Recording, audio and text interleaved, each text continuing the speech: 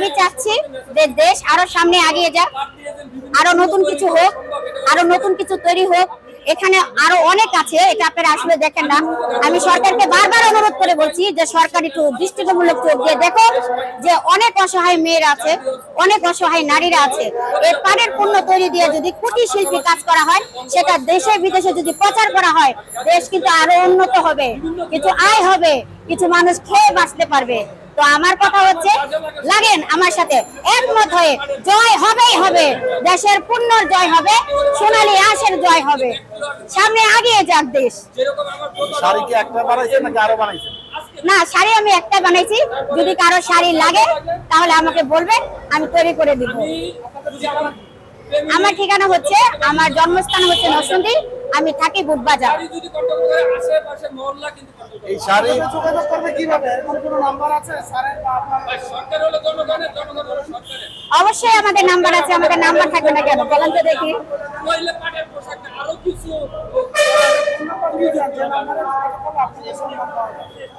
আসলে নাম্বারটা দিলে আসলে দেখা যাবে যে আমি তো মেয়ে মানুষ, আমাকে খুব বিরক্ত করতে পারে। আচ্ছা ঠিক আছে, আমার নাম্বার না দিয়ে একটু পরে মালিক ভাই নাম্বারটা দিলে মনে হয় সবচেয়ে ভালো হবে, আমার বিরক্ত করতে পারবো। এই শাড়ি যদি অর্ডার দেয় কোনো গ্রাহক, তাহলে কেমন খরচ পড়বে? শাড়ির অর্ডার দিলে কেমন খরচ হবে? টোটালি সবকিছু মিলে 2000 টাকা খরচ হবে। এক পিস? হ্যাঁ, এক পিস। শাড়ি সাথে তো ব্লাউজ বা কিছু আছে? এটা যার যার পছন্দ, যদি কেউ এটা ব্লাউজ বানাতে চায় ব্লাউজ বানাবে, কেউ যদি 3 পিস বানাতে চায় 3 পিস বানাবে, যার যেটা খুশি। আমার কথা হচ্ছে যে যেটাই করো, সামনে এগিয়ে যাও। আমি শাড়ি পরেছি, যার যেটা খুশি, যেটা দরকার সে সেটা বানা, তারপর তো দেশের উন্নত হবে। আপনি কি শুধু শাড়ি বানান নাকি অন্য ব্যাগ, তারপরে অন্য কিছু? না, আমি শাড়ি বলতে গেলে শাড়ি পারি, আর অন্যান্য যদি লাগে আমি ব্যবস্থা করে দিতে পারবো। সোনালী আঁশের সোনার দেশ, পাটকুন্ডর বাংলাদেশ। এটি যত দিন যাচ্ছে তত কিন্তু আমাদের মাঝ থেকে কিন্তু হারিয়ে যাচ্ছে।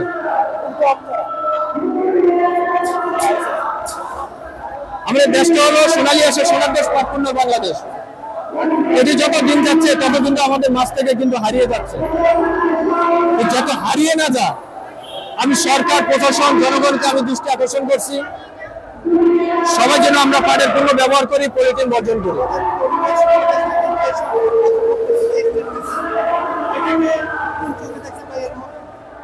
ভাই, এটা তো আপনারা, আমরা কিন্তু দেশটাকে নষ্ট করছি। আমরা যদি দেশটা না নষ্ট করতাম, তাহলে বাজারের ব্যাগ, পলিথিন আমাদের দেশের মাটি ও পরিবেশকে ক্ষতিগ্রস্ত করছে। তো আমরা বাজারের ব্যাগ কেন ব্যবহার করি? আমরা একটা পাটের ব্যাগ ব্যবহার করেন না, একটু করে পাটের ব্যাগ ব্যবহার করলে তো আমাদের দেশের অর্থনীতি ভালো হবে। এই প্রচলনটা তো আমাদের মধ্যে নাই, আমাদের মধ্যে আছে যে বাজার করতে গেলে 10টা পণ্য নিতে গেলে 10,000 10টা পলি নিয়ে আলো চলে আসে। এটা ক্ষতিটা কাদের হয়?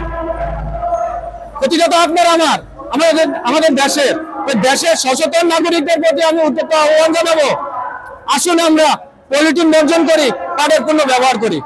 2023 সালে যে জাতীয় পাট দিবস পালন করছেন, সেটা আপনারা অ্যাকুরেট ভাবে জাতীয় পাট দিবস পালন করতে পারলেন না, সেটা হচ্ছে আপনারা ব্যর্থ হয়েছেন।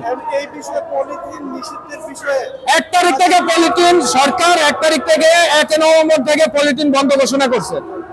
আমি কোথাও বন্ধ ঘোষণা আমি দেখতে পাইনি।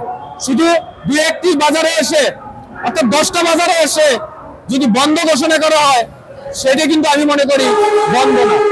তার কারণ বাংলাদেশের প্রতিটি পয়েন্টে, প্রতিটি বাজারে, প্রতিটি মহল্লা, প্রতিটি এলাকা থেকে বন্ধ ঘোষণা করতে হবে। জনগণের উদ্দেশ্যে সর্বশেষ মেসেজটা কি আপনার? জনগণের উদ্দেশ্যে সর্বশেষ আমার একটা কথা থাকবো, বিশ্ব চিনেছে বাংলাদেশের নাম পাটের, আমাদের পাটের দেশ বললে চলে। তো আমার সরকার, প্রশাসন, জনগণকে আমি অনুরোধ করবো, আসুন সবাই মিলে পলিথিন বর্জন করি, পাটের পণ্য ব্যবহার করি। সোনালী আঁশের সোনার দেশ, পাটকুন্ডর বাংলাদেশ। ধন্যবাদ সবাইকে।